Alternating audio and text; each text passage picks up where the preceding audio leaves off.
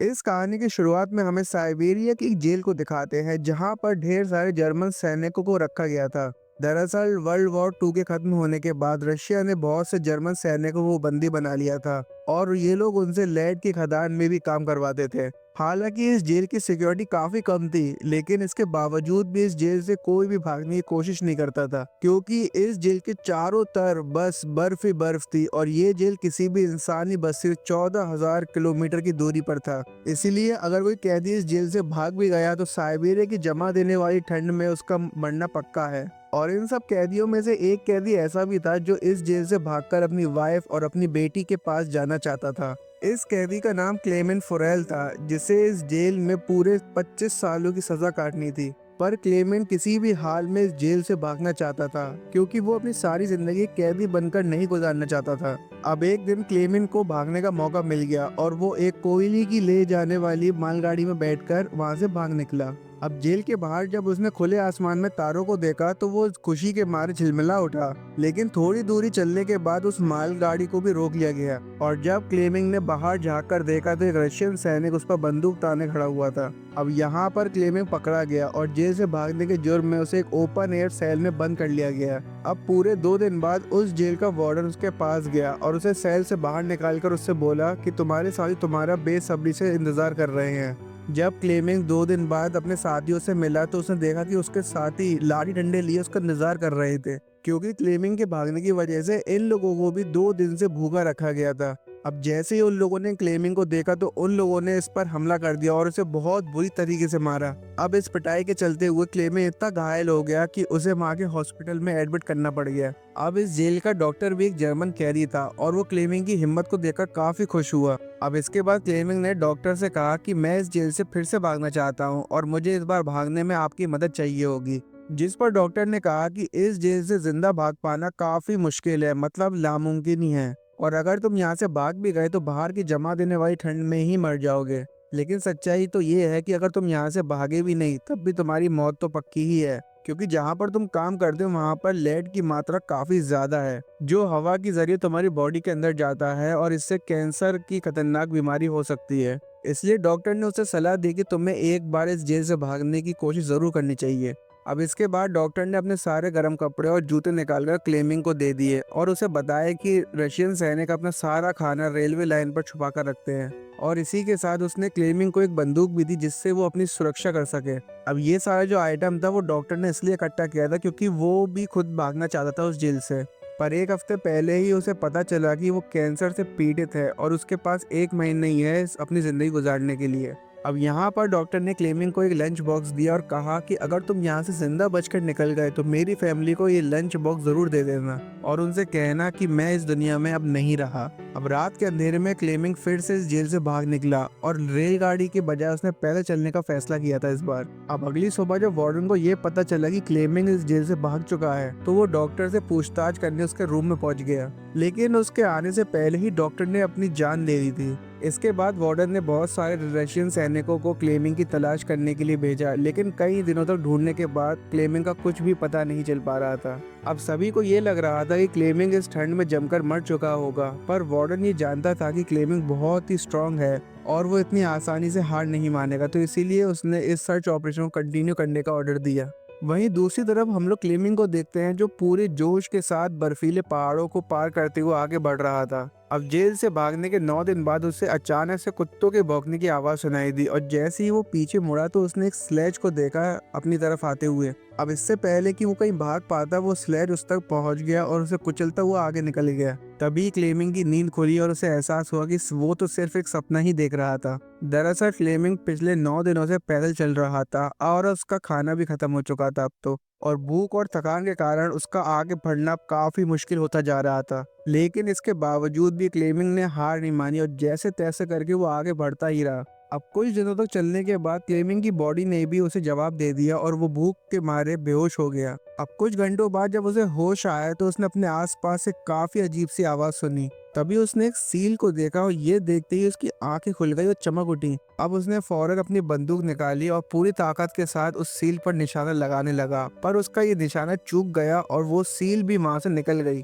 अब क्लेमिंग भी फटाफट उस सील के पीछे भागा, लेकिन जैसे ही क्लेमिंग गोली चलाने वाला था वो सील एक चट्टान के पीछे जाकर छुप गई। अब इससे पहले कि वो सील पानी में जाती, क्लेमिंग ने अपनी आखिरी गोली चलाई और इस बार सील को वो गोली लग गई। अब ये देखकर क्लेमिंग खुशी के मारे झूम उठा, क्योंकि अब आगे के रास्ते में उसे खाने की चिंता नहीं करनी पड़ेगी। अब आज काफी दिनों बाद क्लेमिंग ने भरपेट खाना खाया, थोड़ा आराम भी करा, जिसके बाद उसने अपने सफर को कंटिन्यू करा। अब इतने लंबे सफर में क्लेमिंग बिल्कुल अकेला था और उसके चारों तरफ बर्फ के अलावा और कुछ भी नहीं था। अब ऐसे माहौल में उसकी दिमागी हालत भी खराब हो सकती थी, तो इसलिए वो खुद से ही लगातार बातें करता जा रहा था और खुद को मोटिवेट कर रहा था आगे बढ़ने के लिए। अब इसी के साथ वो बीच बीच में कंपास के जरिए अपनी दिशा भी देख रहा था, ताकि वो इस बर्फीले मैदान में कहीं भटक न जाए। अब ऐसे ही दिन गुजरते गए और 2 महीने तक लगातार चलने के बाद क्लेमिंग को इस बर्फीले मैदान में एक छोटा सा पेड़ दिखाई दिया। जब क्लेमिंग ने ये पेड़ देखा तो उस पेड़ को देखने के बाद क्लेमिंग काफी खुश हुआ और भागकर उसे गले लगा लिया।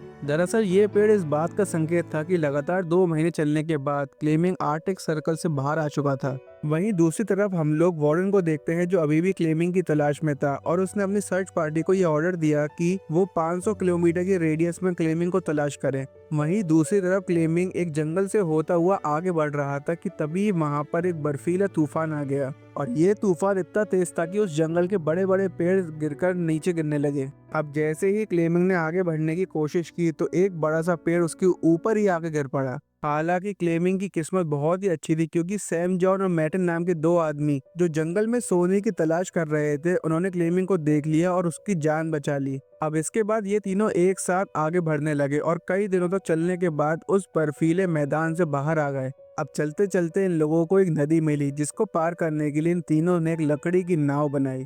जब ये लोग नदी को पार कर रहे थे नाव में बैठकर, तो ये लोग एक दूसरे से बातें करने लगे और अपने बचपन के किस्से एक दूसरे को सुनाने लगे। लेकिन इसी बीच नदी का बहाव काफी तेज हो गया और इनकी ये छोटी सी नाव आउट ऑफ कंट्रोल होने लगी और इसी में सैम जॉन का भी बैलेंस बिगड़ गया और सीधा पानी में जा गिरा। और अब क्योंकि सैम जॉन को तैरना नहीं आता था, वो नदी में डूबने लगा। अब ये देखने के बाद क्लेमिंग ने नदी में छलांग लगा दी और जैसे तैसे करके उसने सैम जॉन को किनारे तक ले आया। वहीं दूसरी तरफ मैडन ने इन दोनों को मरने के लिए छोड़ दिया और राफ्ट लेकर आगे की तरफ बढ़ने लगा। अब थोड़ी देर के बाद मैडन एक झोपड़ी तक पहुंचा, जहाँ पे वो सैम जॉन के साथ रुका हुआ था। अब यहाँ पर उसके मन में लालच आ गया और उसने सैम जॉन को मरा हुआ समझकर उसके हिस्से का सोना और उसके बाकी सारी चीजें चुरा ली। लेकिन थोड़ी ही देर बाद क्लेमिंग और सैम जॉन भी उस झोपड़ी तक आ पहुंचे। अब मैटन के इस धोखे के बाद सैम जॉन को काफी गुस्सा आया और उसने गोली मारकर उसकी जान ले ली। अब इन सब के बाद क्लेमिंग और सैम जॉन ने अपना अपना सामान बांधा और अपने सफर को कंटिन्यू किया। अब ये दोनों काफी महीनों तक ऐसे ही चलते रहे और इसी उम्मीद में चलते रहे कि इन्हें कोई तो इंसानी बस्ती मिल जाएगी। अब एक बार फिर से सर्दियों का मौसम आ गया और आसपास के हरे भरे जंगल फिर से सफेद चादर में टल गए। अब क्योंकि सैम जॉन का सामान काफी भारी था, इसलिए उसे बर्फ पर चलने में काफी प्रॉब्लम हो रही थी। अब ये देखकर क्लेमिंग ने उसका बोझ कम करने की कोशिश की और उसे कहा कि तुम थोड़ी देर के लिए अपना सामान मुझे दे दो। अब यहाँ पर सैम को भी लगा कि शायद क्लेमिंग भी उसका सोना चुराना चाहता है, इसलिए उसने क्लेमिंग पर हमला करके उसे बेहोश कर दिया। अब थोड़ी देर के बाद जब क्लेमिंग को होश आया तो उसने एक भेड़ियों के झुंड को अपनी तरफ आते हुए देखा। अब क्लेमिंग अपनी जान बचाने के लिए एक पेड़ के ऊपर चढ़ गया, पर ये खूंखार भेड़िए उसका पैर पकड़कर नीचे खींचने लगे। अब चूंकि वो पेड़ काफी पतला था, इसलिए वो बीच से टूट गया और नीचे गिर गया और अब तो क्लेमिंग की मौत काफी पक्की थी। पर तभी वहां पर एक गोली चलने की आवाज आई और क्लेमिंग ने जब अपनी आंख खोली तो उसने सारे भेड़ियों को मरा हुआ देखा। दरअसल इस इलाके के शिकारियों ने आके लास्ट मोमेंट पर क्लेमिंग की जान बचा ली थी और इसके बाद वो लोग क्लेमिंग को उठाकर अपने गांव ले गए और वहीं पर उसका बाकी इलाज किया। अब सालों की मेहनत के बाद क्लेमिंग एक इंसानी बस्ती तक पहुंच ही गया और अपने पास इतने सारे लोग देखकर वो काफी खुश हुआ। अब अगले कई दिनों तक क्लेमिंग इसी गांव में रुका और गांव वालों ने भी उसकी काफी अच्छी खातिरदारी की।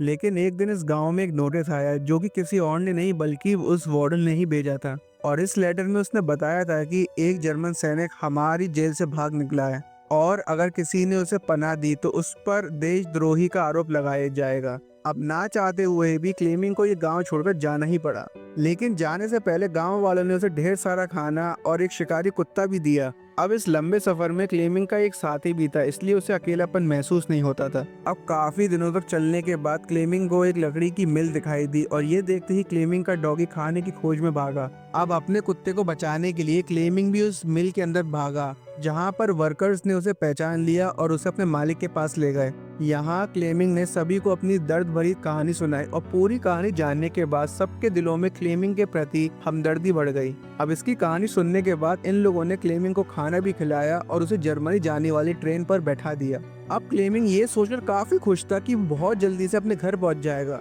लेकिन वो इस बात से बिल्कुल अनजान था कि मिल के मालिक ने उसकी खबर वार्डन तक पहुंचा दी है और अब वार्डन अपने सिपाहियों के साथ उसका स्टेशन पर ही इंतजार कर रहा था। लेकिन स्टेशन पहुंचने से पहले ही क्लेमिंग ने इन सैनिकों को देख लिया और मौका मिलते ही ट्रेन से कूदकर भाग निकला। लेकिन बदकिस्मती से रशियन सैनिकों ने उसे देख लिया और वो उसका पीछा करने लगे। अब क्लेमिंग ने फटाफट ट्रेन की पटरियों को पार किया, लेकिन पता नहीं जब भी अचानक से वार्डन उसके सामने आ गया। अब ये देखने के बाद क्लेमिंग का दिल बैठ गया, क्योंकि इतने सालों की मेहनत उसकी मिट्टी में मिलने वाली थी। अब इससे पहले कि वार्डन उसे गिरफ्तार करता, क्लेमिंग के कुत्ते ने वार्डन पर हमला करके उसे काट लिया। अब इसके चलते क्लेमिंग को भागने का मौका मिल गया और वो पूरी जान लगाकर वहां से भागने लगा। लेकिन तभी उसे गोली चलने की आवाज आई और जब उसने पीछे मुड़कर देखा तो उसने अपने कुत्ते को मरा हुआ पाया। अब ये देखकर क्लेमिंग को भी काफी दुख हुआ, लेकिन इसके बावजूद भी वो रुका नहीं और पूरी ताकत के साथ वो आगे भागता रहा। इसके बाद वो ब्रिज के ऊपर चढ़ा और नीचे गुजरती हुई ट्रेन पर कूदकर वो वहां से भाग निकला और कुछ इस तरीके से वो वार्डन के हाथों से बच निकल पाया। अब ऐसे ही दिन गुजरते गए और क्लेमिंग धीरे धीरे इस सफर में आगे बढ़ता रहा। अब देखते ही देखते साल 1952 आ गया और अब क्लेमिंग को जेल से भागे हुए पूरा 1 साल हो चुका था। अब फिलहाल वो सेंट्रल एशिया में था और एक गांव के मेले में इधर उधर भटक रहा था। अब क्लेमिंग ने उस मेले में काफी अलग अलग तरीके की चीजें देखी खाने पीने की, पर उसके पास पैसे नहीं थे, इसलिए वो मन मारकर आगे बढ़ने लगा। अब इतने में ही उसकी नजर 2 लड़कियों पर गई जो मेले में पैनकेक्स बेच रही थी। अब क्लेमिंग ये पैनकेक्स तो खाना चाहता था, लेकिन उस बेचारे की जेब में एक भी फूटी कौड़ी नहीं थी, इसलिए वो निराश होकर आगे बढ़ने लगा। पर इतने में ही इनमें से एक लड़की को उस पर तरस आ गया और पैनकेक का एक हिस्सा तोड़कर क्लेमिंग को दे दिया। अब पहले तो क्लेमिंग को थोड़ा अजीब लगा, पर फिर भी उसने वो पैनकेक का हिस्सा खा लिया। अब इस मेले में एक जूइश आदमी भी था जिसने ये सब होते हुए देख लिया था। अब इसके बाद क्लेमिंग एक चर्च में गया और जहाँ पर ये आदमी उसका पीछे करते हुए भी उसी चर्च में चला गया। दरअसल ये आदमी किसी जमाने में एक वॉर प्रिजनर हुआ करता था, इसलिए उसने क्लेमिंग को पुलिस के हवाले नहीं किया और उसकी मदद करने की कोशिश की। इसके बाद वो क्लेमिंग को लेकर अपने घर गया, जहाँ पर क्लेमिंग ने काफी सालों बाद अपनी शेविंग की और अपने पुराने होलिये में वापस आ गया। अब इसी सब के बाद उस आदमी ने क्लेमिंग को एक नया पासपोर्ट भी दिया ताकि वो रशिया का बॉर्डर क्रॉस करके जर्मनी तक पहुँच सके।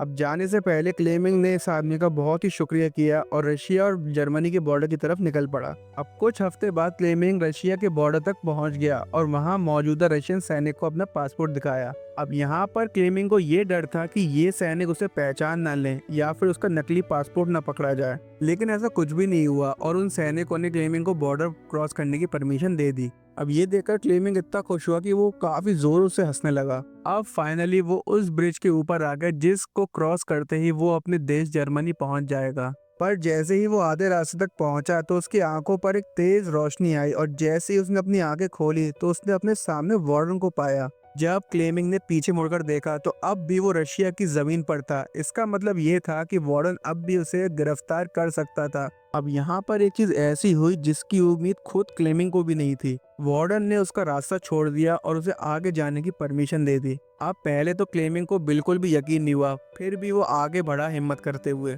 दरअसल वार्डन क्लेमिंग के जिंदा रहने के जज्बे और उसकी बहादुरी को देखकर काफी इम्प्रेस हुआ था, इसलिए क्लेमिंग को गिरफ्तार नहीं किया और उसे अपने देश वापस जाने दिया। अब फाइनली क्लेमिंग ने इस बॉर्डर को क्रॉस किया और अपने देश जर्मनी पहुंच गया। इसके बाद वो अपने घर गया जहाँ पर उसने अपनी बेटी और वाइफ को देखा। अब थोड़ी देर बाद वो दोनों चर्च जाने के लिए निकले तो क्लेमिंग भी उनका पीछा करते हुए चर्च में आ गया। अब चर्च के अंदर क्लेमिंग की बेटी ने उसे पहचान लिया और भागकर अपने पिता को गले लगा लिया। अब इतने सालों बाद क्लेमिंग को जिंदा देखकर उसकी वाइफ भी काफी खुश हुई। फाइनली इन तीनों ने एक दूसरे को गले लगाया और इसी के साथ ही शानदार मूवी यहीं पर एंड होती है। आई होप कि आप लोगों को ये एक्सप्लेनेशन जरूर पसंद आई हो, तो हमारे चैनल को जरूर like and share and subscribe कर दिएगा।